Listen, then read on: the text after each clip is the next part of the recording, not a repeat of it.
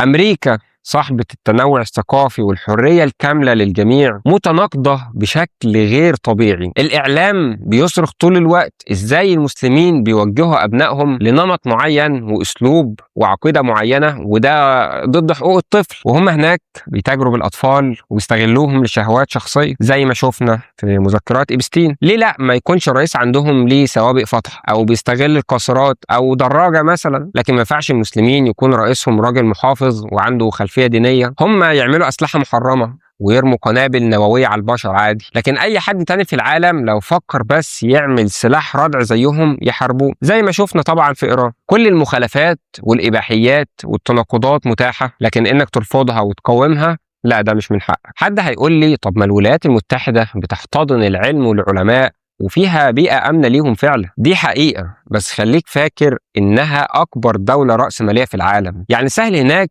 إنك تكون عالم أو صاحب فكرة أو اختراع وهتتقدر على فكرة وهيتم دعمك بكل الإمكانيات طالما علمك ده هيجيب منفعة وفلوس من أفكارك واختراعاتك. لكن خلص محاضراتك وأبحاثك واطلع بره دافع عن قضية أو ارفض فكرة غير سوية أو ادعو للإسلام مثلا، هتلاقي الرفض بيقابلك وممكن تتفصل من شغلك اللي أنت بتعمله.